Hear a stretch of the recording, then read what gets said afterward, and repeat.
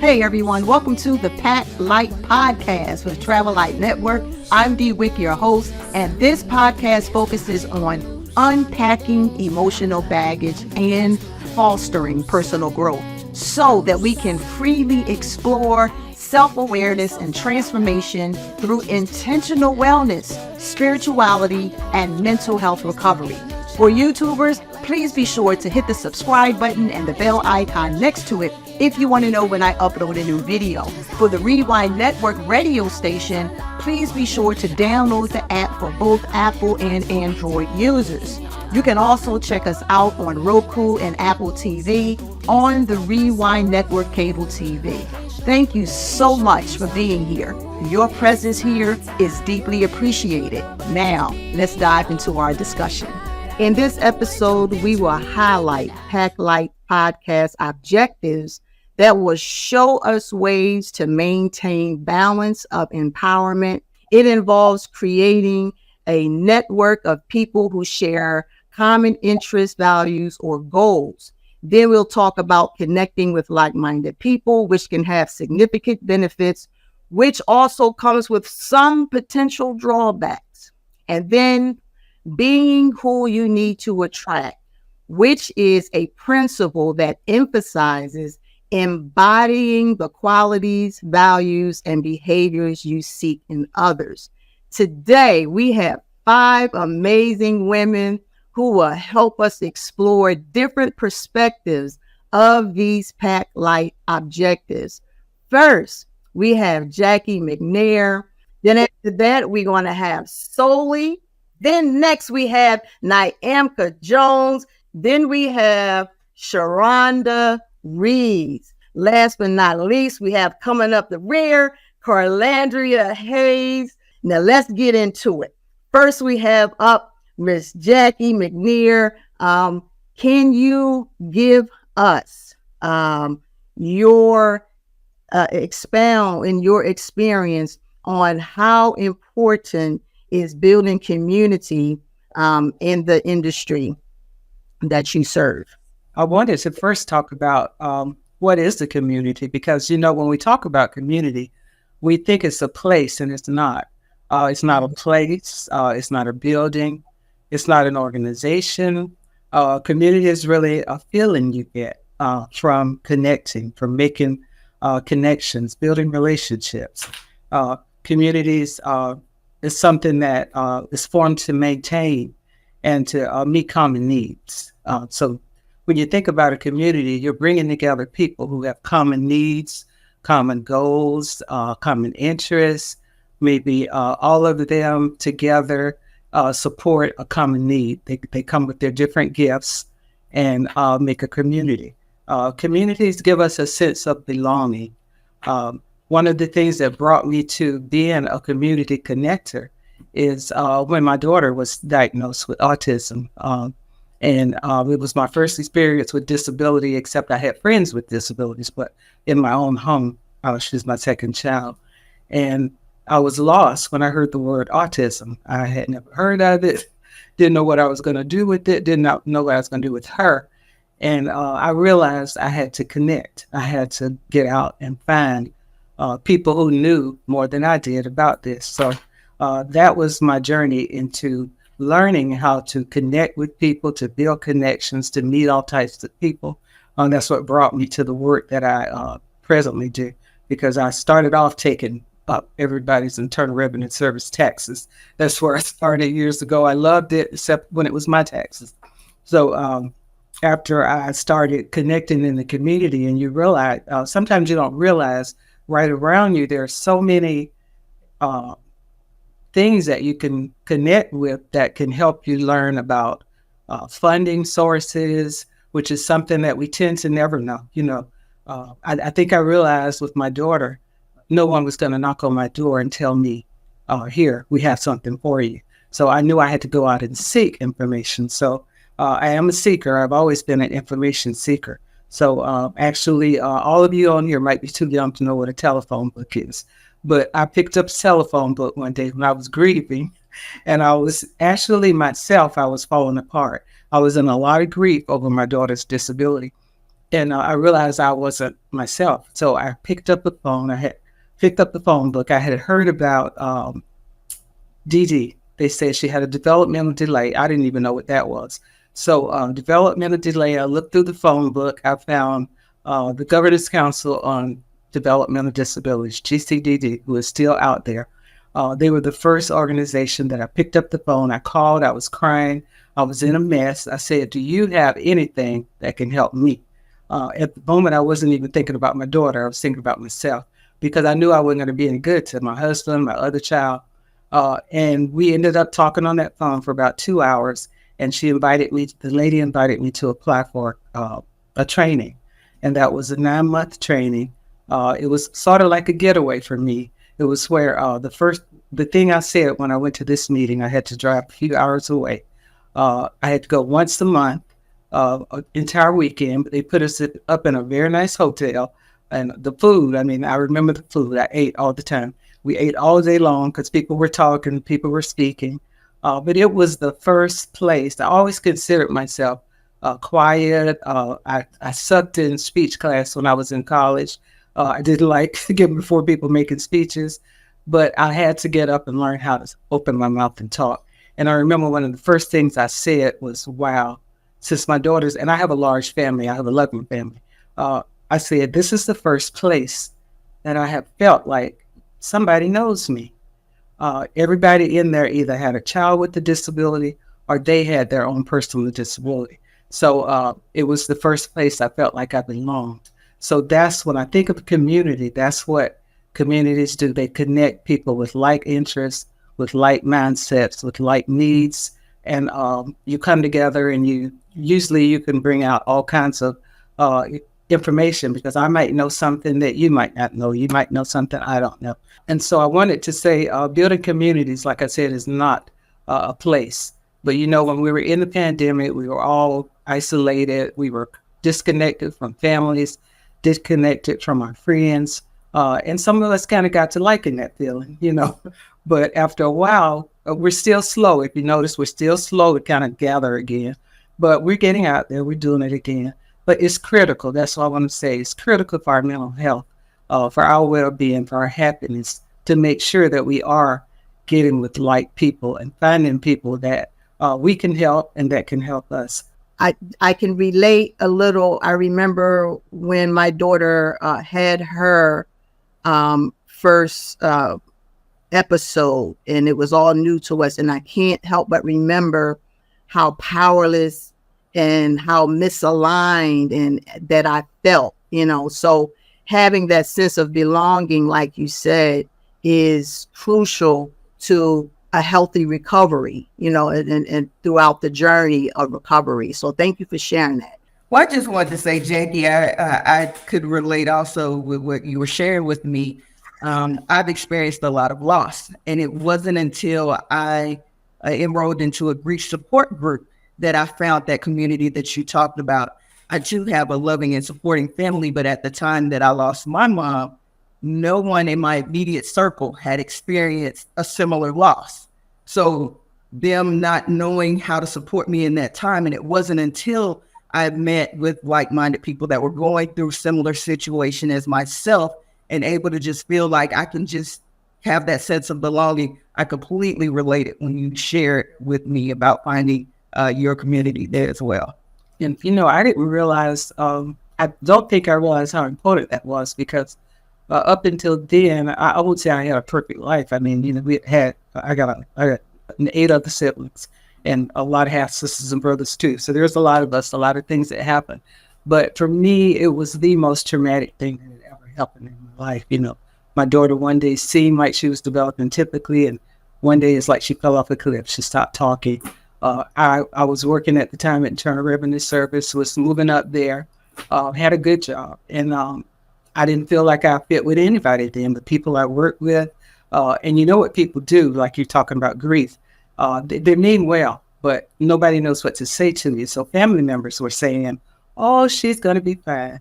Oh, and I'm like, but she's not fine now. And I was falling apart because what we do? We put on a front and we try to act strong. So I was not that strong, but I'm the oldest daughter. I'm the oldest.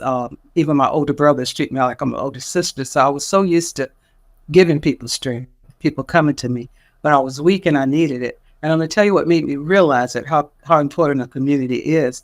I was watching something on TV, and it was a group of Caucasian people. They were all standing together. It was probably about 5 or 6 from a community, from a neighborhood. They had a cause they were concerned about. They were all standing there. They were putting their 2 cents in, telling the news people why they were together. And I looked at it and it struck me because I said, wow, I don't think I see that much. I said, we need to do that. And I realized my daughter's life was going to be different. I knew we weren't rich. And I started thinking, and this is one of the first things you think when you have a child that has a significant disability is, so who does this when I die? So that was my question. So I said, nobody's going to tell me. I have got to go and seek.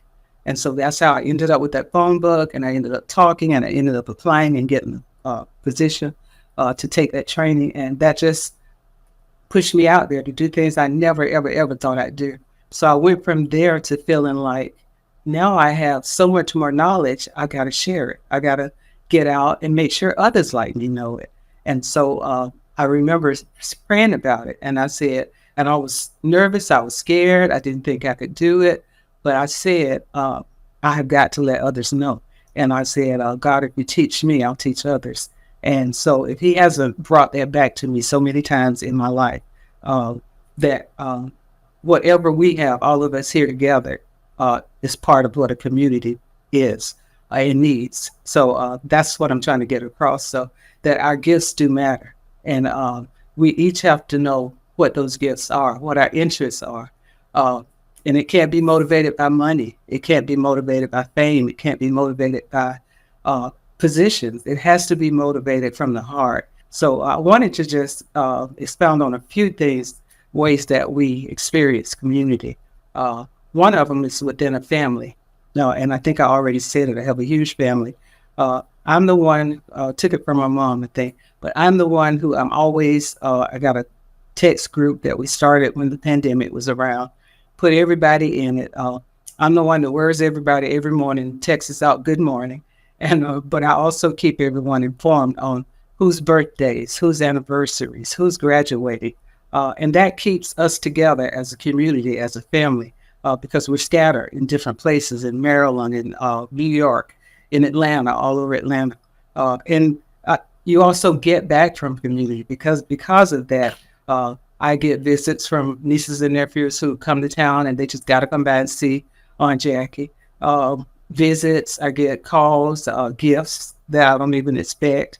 And I get help when I need it. I have brothers who do a whole bunch of free work at my house for me that I couldn't even pay for. I'd be broke if I didn't build those relationships. So community is important. It's even in a family, that's a community. Another way that we build community is in our neighborhood. So we call on friends and check on friends. And I have a way that on Sundays and things, I have certain friends, if I know they're single, that's building community, keeping up with who's in the neighborhood, who needs help. I visit and take people, go out to lunch with a lot of friends that I've had over the years. So we could just sit and talk about what we're going through, to see if anybody needs you, if anybody's in women like to talk anyway. And every now and then a young man too might come along. I meet with young people who have something they want to talk about. And sometimes when you do that, you learn something, they learn about a new resource, they tell you something you've never heard of.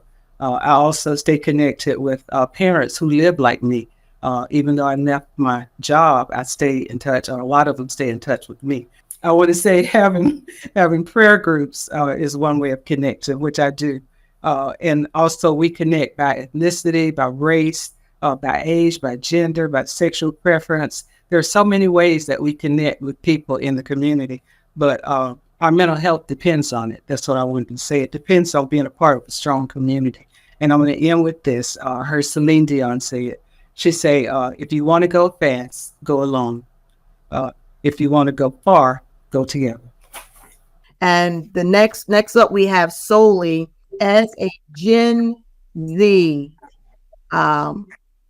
amazing young lady. How does that resonate with, I want you to speak from your heart. Is there anything that stood out that sounds familiar for your generation, with connecting with people who are like-minded? One thing that stood out to me was like support groups. And I believe, Queen, you also like expanded on that when you talked about the importance of being amongst people who like, okay, so personally speaking, I found that it was support groups that kind of got me through my addictions. And it wasn't until I joined a few support groups regarding recovery, where I, like you said, Jackie, where I felt like I wasn't alone. And it is so important for people who are going through it to know that they're not alone. It is so important.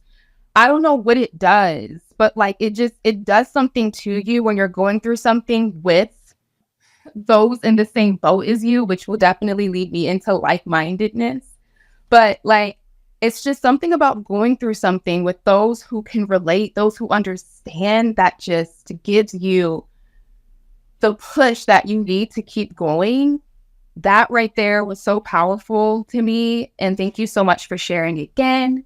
My main goal, isn't just to love and be loved. I mean, that's honestly like the most important thing. I have it like tattooed on my finger, because love, like real love, is like the most powerful force that we can all be tapped into. But I also feel like it's also important for us to, just to expand on that bio. Another one of my goals is using everything that I can to be a beacon of light, in any way that I can. I feel like that's what life is about, because I don't know, y'all, but when I'm a blessing, it makes me feel good. And when people bless me, it makes me feel good. So just to have that, and again, that ties into like this connecting with like-minded individuals, just to have people in your boat and in your corner, or just to have connections that are mutually beneficial and fulfilling. That's what life is about. to me personally. So y'all, it's lit. I'm so happy to be here amongst greatness. Like, I'm so impressed. I'm so intrigued. And yeah, so I decided to expand on connecting with like-minded individuals. And I guess I'll kind of go into or lead with my views about connecting with like-minded individuals. So to me, connecting with like-minded people consists of bridging gaps between us and others, who are in alignment with our vision and who are in alignment with our goals, our standards, our morals, for the sole purpose of co-creating something, right? Or for the sole purpose of achieving a common goal, like whatever that may be. And I feel like connecting with like-minded individuals is probably one of the most important things that we can do in our lives, because connection isn't something that we can avoid. Like, it's inevitable. Like, we're going to make connections while we're here on Earth. And so I feel like it's so important to make sure that our connections are built upon like-mindedness. And when I say like-mindedness, I mean something that's the exact same or something that's similar. Because we might meet people who don't have the exact same beliefs, who don't have the exact same views or perspectives or goals, but it's still similar, and it still somehow contributes to whatever it is that we're doing. One thing that I like to use to compare to relationships, or to use as an analogy, is rowboats. So if you're in a rowboat with somebody who has a completely different destination, or somebody who just has a completely different goal or purpose in mind, or somebody who doesn't know how to row and is not even willing to learn, or somebody who has every intentions on rowing against you when y'all get into the water, that's going to cause friction. And that can turn into stagnation, that could turn into chaos. And it doesn't really ensure a healthy, a safe, number one. Because if you got two people rowing different ways, the boat could fall over and then so that could compromise a safe and healthy and harmonious journey. And not only can it compromise the journey, but it could also compromise the destination, because you have to think, even if you get to the destination with somebody who has completely different goals or a completely different direction, or who didn't even want to go to your, then will you really enjoy that destination? And I don't know about anybody else, but I feel like I'm here to enjoy my journeys and destinations. I didn't come down here to dread my journey, to dread my destination, to be on a path with a whole bunch of people who are not in alignment with me and who are not for me, and where it's just friction and it's not alignment. And I don't know. That's a form of stress. And baby, stress kills faster than anything. It doesn't matter what we're going through. Nothing is worth stressing over. And okay, and guess what? Stress can mess with your health. And so when you're not even healthy, you're no good for anybody. So the main thing is safety and health. And a part of being healthy and wholesome is building connections with like-minded individuals. And again, these individuals don't even have to have the exact same goals or destiny, but it needs to be alignment. It needs to be like-minded, right? Because on the flip side, being in a boat with somebody who has the same destination or similar, being in a boat with somebody who has the same or similar morals or values or missions or whatever applies, ensures a safe and healthy and harmonious and wholesome and desirable and beneficial journey. And it ensures that we enjoy the destination. Okay. And that's what we deserve. Okay. That's what life is about. And again, it doesn't mean that we're not going to have challenges. It doesn't mean that we're not going to make mistakes, but even with challenges hit different when you navigate those challenges and those mistakes and those poor choices with like-minded individuals, because that in turn also contributes to mental, emotional, spiritual, and physical wellness, baby. And that's what we're about. And that's just on period. And I thought, like, to those who may view this, there may be somebody who might be viewing this that's like, well, how do I know if I'm connecting with like-minded individuals? And honestly, I feel like communication, asking the right questions, I guess I want to say patience, but also like putting things like on a trial or probation period, if you will, and just allowing things to really unfold so that you know what type of individual you're dealing with. And then you get to decide if that is an individual that you want to build a connection with, what ties into. And that I feel like connecting with like-minded individuals and building a community go hand in hand. Like, I feel like they're one in one, because it's so important to know who you're building a community with. You don't want to just build a community with anybody. I know I don't want to build a community with somebody who's basically a liability to my community because they don't have like-minded values or morals or goals or missions. And maybe it wouldn't be intentional, but it would still be friction and it would still compromise what I'm trying to build. So yeah, that's why I feel like building like-minded connections or building connections with like-minded people are important, because like-minded connections are assets, and we love assets, and we deserve assets because we are assets. The dynamic Gen Z, everybody. Thank you so much. That was powerful and also packed. We might as well keep this ball rolling. Carlandria, you also have connecting with like-minded people. Absolutely. So Lee segued nicely in what I was thinking over here about how building community and connecting with like-minded people go hand in hand. And so what I was thinking about in my own personal journey, I had mentioned to you all earlier that I had lost my mom. And when I lost my mom, I was in college working as a work study student. And I was working for a gentleman by the name of Jeffrey Noakes, white gentleman. If you've seen ZZ Top, if you know what that group looks like, white hair, long beard, completely different, but going with what Jackie said about being open-minded. He was my boss at the time and knew what I was going through. And him and his family opened up their home and their hearts to me because they knew I was raised by a single parent. I had just lost that, needed community. So they became community for me.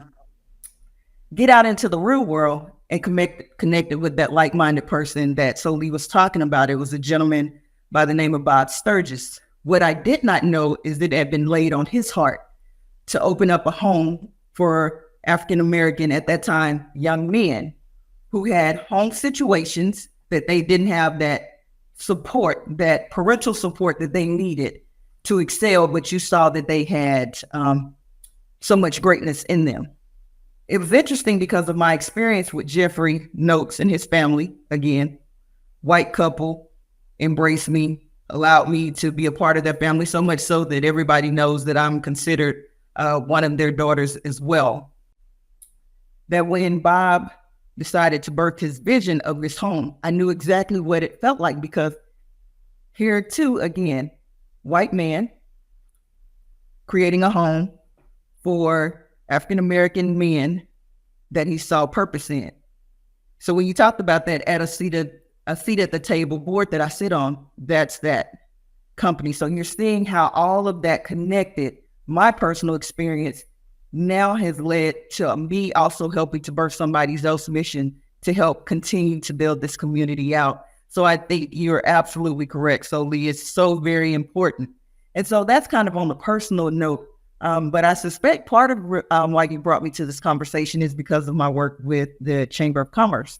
And so in my role as membership director, I'm continuously bringing like-minded people to the table that are looking to grow their business. And so I do that a number of different ways, whether that's hosting networking events to bring these like-minded people together.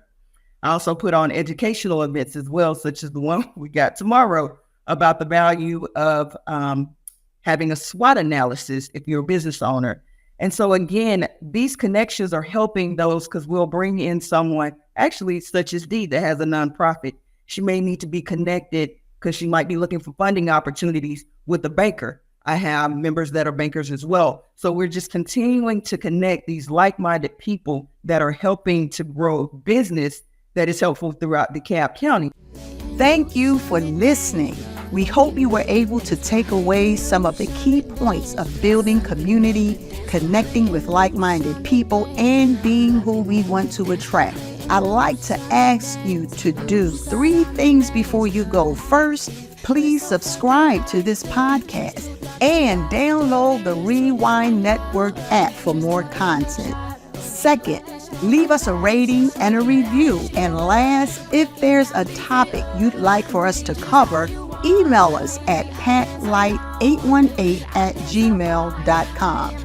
You don't want to miss this next episode. We're coming back with part 2, continuing to shine more light to these podcast objectives. We want to give a special thanks to everyone who helped to make this show possible. Gratitude to Travel Light Network and team, to all of our guests who brought greatness and grace, to the Rewind Network family, to John, our video editor, and to our artist, Soli, and executive producer, Herricks, for the song Loose from their 2019 EP titled Free, Jasmine the Soul. We couldn't have done it without you. Thank you, lighten your load, and stay connected to the God within. Are you ready to stop dodging the IRS and finally take care of your back tax problem? If you owe $10,000 or more in back taxes, have unfiled tax returns, or are experiencing economic hardships, you could qualify for more aggressive resolution plans with the IRS. This could be your best chance to resolve your tax debt. Act now before it's too late. Call today to take the first step in putting this tax problem behind you. Call 1-800-578-4356. Call now.